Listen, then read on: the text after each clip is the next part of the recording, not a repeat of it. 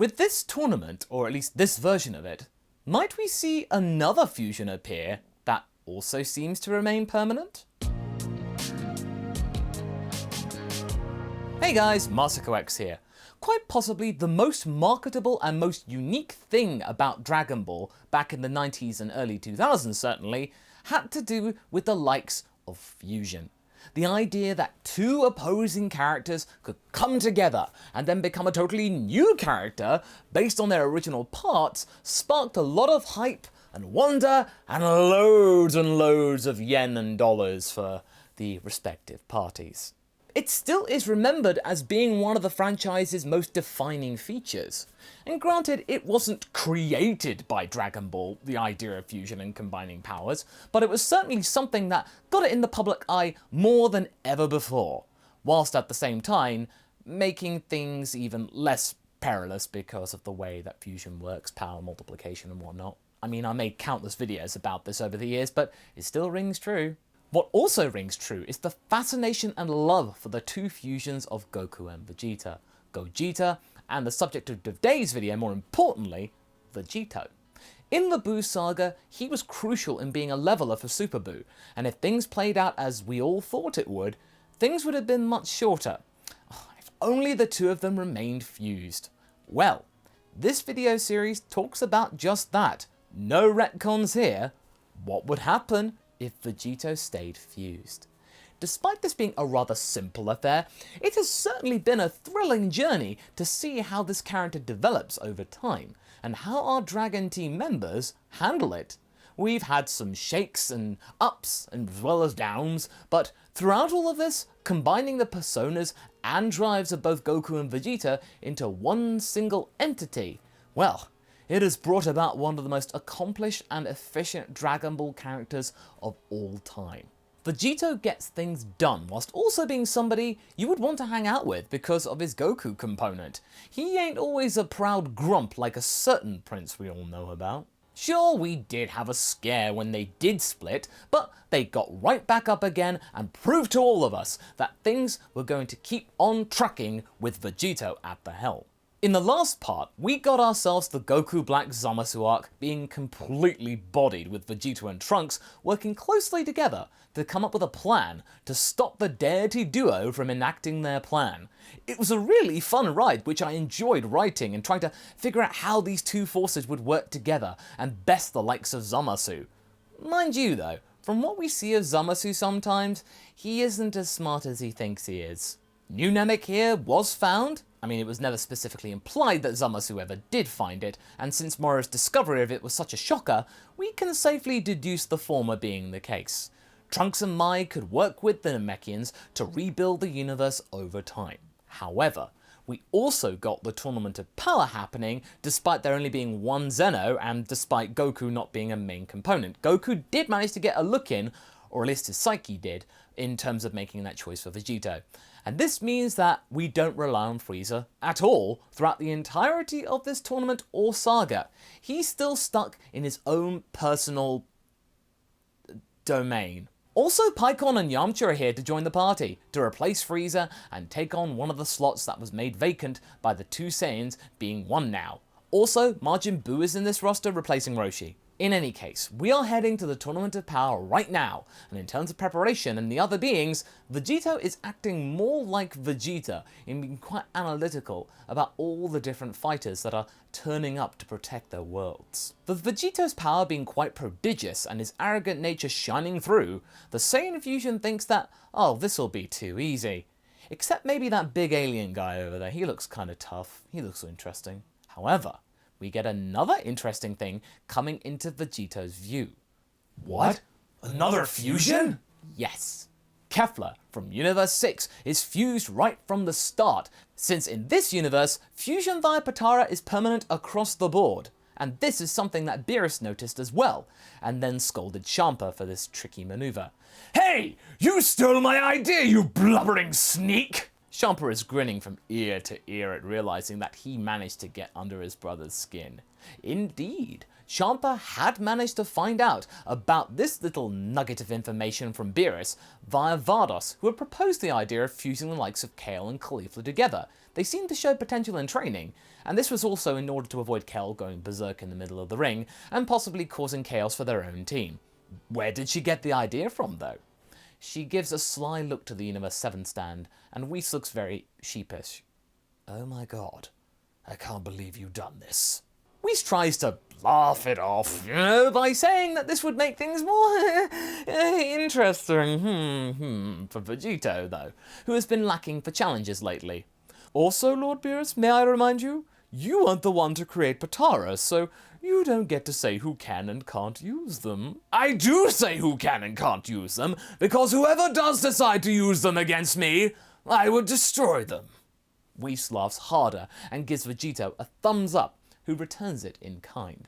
Since fusion is the word of the day, Tenshinhan and Yamcha have a plan of their own, which they will resort to, hopefully, in the second half of the tournament. That is, if they get that far. In any case, Vegito walks up to Kefla and acts all brash and trying to throw Kefla off balance. Well, well, fancy seeing another fusion around here. Tell me, are you ready to lose? Kefla casually just elbows Vegeta in the gut and smirks slyly. Looks like you're about to lose your lunch. The GP barks down to the congregating audience, mostly directing his ire towards the two fusions. That's enough of that, you two. Save that for the actual fight, please. That being said, Zeno did find that action funny, so they managed to get off relatively lightly. Either way, those two have got each other's attention.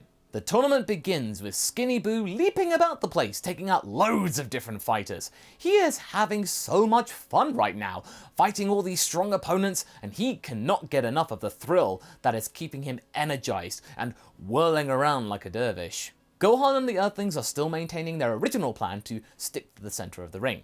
Meanwhile, we get the likes of Paikon going about his business, choosing to sing from his own songbook, and sneakily taking out other opponents. As a result, Universe 9 are absolutely hoodwinked by Paikon, and instead of Goku and Vegeta taking out the Trio de Danger, it's Paikon who does the deed on the account of their bright fur coats. Seriously, you need to work on making yourselves stand out less. However, this is when we realise that Universe 9 absolutely being eliminated, it means that just because they lose, it means they don't just sit out the rest of the proceedings, they get erased entirely. Paikon is unsure what to think of this. He didn't know that that was part of the deal of being on this team. I mean, yeah, granted he wasn't alive, but still, the idea of not existing at all that training that he's done over thousands of years potentially, would have been a waste. This shakes him a little bit, but at the same time, this makes him even more determined to not let that happen to him. As for Vegito, well, I asked you guys a poll last time asking what might happen to Vegito in this tournament. Does he split or not? Well, with a massive 55% of the vote, you elected that the two of them remain fused the entire time, and so that will be the case. But what's the reasoning of this? Well, since the splitting during the Universe 6 tournament, the two components of this fusion had to take this whole thing seriously, and they made the decision to train harder than ever to ensure that the Super Saiyan Blue power did not cause that separation to happen again. They spent many instances in the Room of Spirit and Time, as well as outside of it, on endurance tactics, trying to think of anything possible that could actually make them last longer in Super Saiyan Blue, to make sure that they never split during the allotted time of the tournament in particular. They just about did it, so therefore, they have the edge. The downside to all of this endurance training, though? Well, it's just left the fusion really bored. Ugh, is that it? Is this all the other universes can muster? Ugh, this is so boring! Come on, give me a challenge! He then spots Jiren from Universe 11, the alien guy he had come across earlier, and then makes a beeline for him, but is then stopped by Kefla, who gets in his way. Allow me. I'm kind of bored myself. Vegito perks up at this idea and decides to oblige. The two of them begin to fight, first off in their base forms in order to suss each other out, and this is attracting a lot of attention from the other universes watching. It was such a creative loophole, they all think.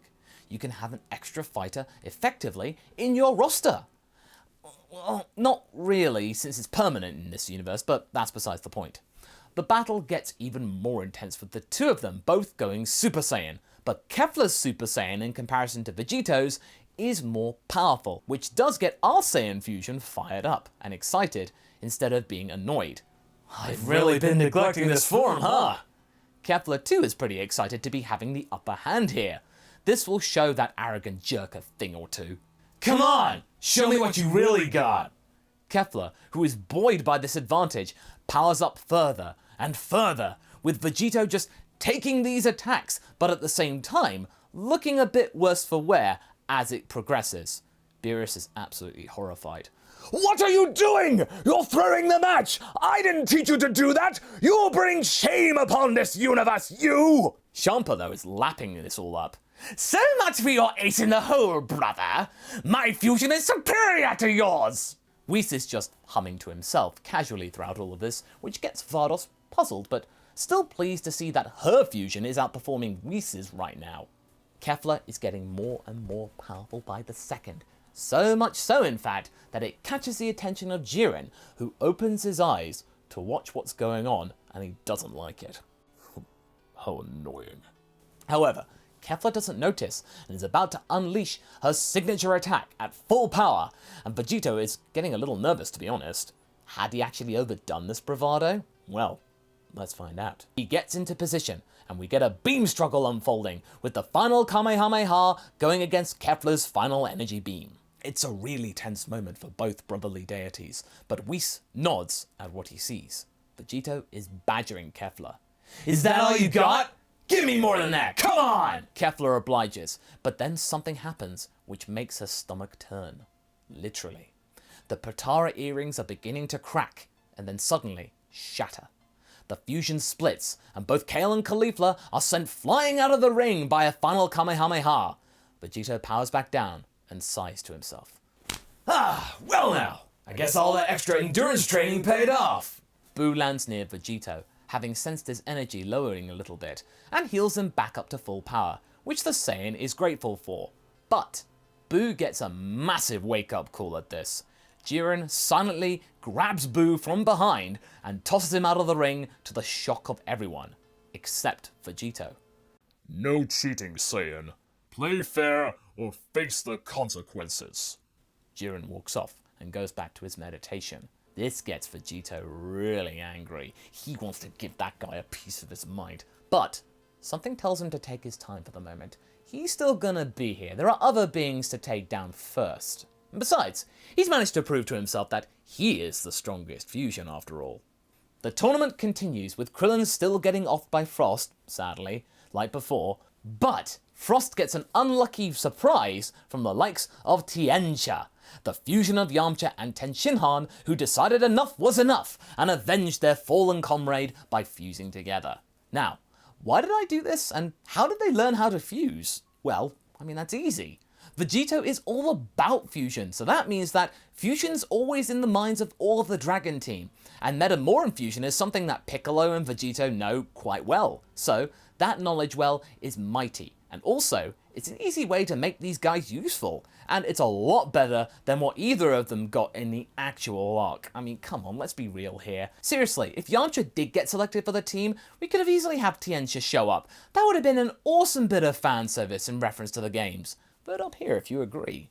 So Tianxia is able to use his overall power and smarts to overwhelm Prum and Hermilla with the use of multiform, outrunning the Universe 2 double act, knocking them out too with the use of the game technique that the character has, the Kamehame Kikoho. No, seriously, look it up, it's an actual thing. There is a downside to all of this. It does take a lot of energy, and the fusion splits, so the two of them have to lay low for a while. So yeah, I think it's safe to say that right now, Universe 7 is absolutely trouncing everyone else, and the likes of the Pride Troopers are the only ones who can actually figure. Various antics from the original tournament do indeed show up in this one, since the rest of the Dragon team are relatively the same power-wise. I mean, that is except, of course, the likes of Yamcha and Tenshinhan, of course, they actually got to do stuff. So their stories play out like before. It's only when we get to Vegito and Jiren when things get interesting. With his power back up to full, Vegito was ready to take on this arrogant so-and-so for daring to act all noble and dawdle. However, The Fusion was left with a really bad itch on the small of his back from his fight with Kefla that he can't quite shake off, nor did Boo get rid of. It's really annoying him, and he hopes that this doesn't end up being his undoing. We then get to the fight with Jiren, the first one around the halfway point of the tournament, and Jiren thinks that this fusion will be all talk and no show. He's wrong. He hasn't seen Super Saiyan Blue yet. This endured Vegito immediately powers up to Blue, and is really giving Jiren a run for his money. You see, Gogeta Blue, even without all this endurance training, just showing up, could take on full power Broly quite well, and I would equate Jiren to being in a similar area of power to full power Broly. So yeah, therefore, with Vegito Blue here and all with the endurance training, Jiren is being thwarted left, right and center, and has no answer to this power. Toppo offers to jump in and offload this pest for Jiren, to which the Mute Trooper then decides to break free and tell him not to interfere. Jiren is getting angry a lot sooner than in the original.